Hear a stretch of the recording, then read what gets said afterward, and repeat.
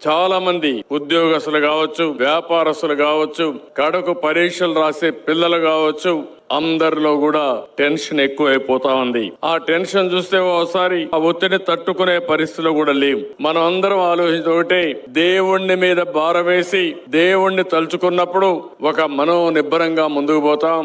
ఈ రోజు real time లో ఆర్టిఫిషియల్ ఇంటెలిజెన్స్ కూడా ఉపయోగించుకుని మెరుగైన సేవలు అందించే పరిస్థితికి వచ్చాం. కానీ మనశ్శాంతి మాత్రం ఏ వైద్య పరికరాలు గాని మెడిసిన్స్ గాని ఇచ్చే పరిస్థితి లేదని చెప్పి కూడా నేను మీకు తెలియజేసుకుంటున్నాను. దీనికి ఒకటే పరిష్కారం, దేవుని దగ్గరనే మనశ్శాంతి దొరుకుతుంది. టెక్నాలజీలో మనం ముందుకు పోతున్నాం, లేకపోతే మెడికల్ లో ముందుకు పోతున్నాం, అల్టిమేట్ గా దేవుని మీద భారం వేస్తున్నాం. ఆ దేవుడే మనం నడిపిస్తున్నాడు. శాస్త్రవేత్తలు కూడా ఎన్నో ఇన్నోవేషన్ చేసిన తర్వాత ముందు దేవుని దగ్గరికి వెళ్లి దేవునికి నమస్కారం పెట్టుకొని వాళ్ళ ప్రయోగాలు చేసే పరిస్థితి వస్తున్నారంటే అల్టిమేట్ గా మనం చేసే ప్రతి ఒక్క పనిని కూడా నడిపించే ఏకైక శక్తి భగవంతుడు అని చెప్పి కూడా నేను మీకు తెలియజేస్తున్నా.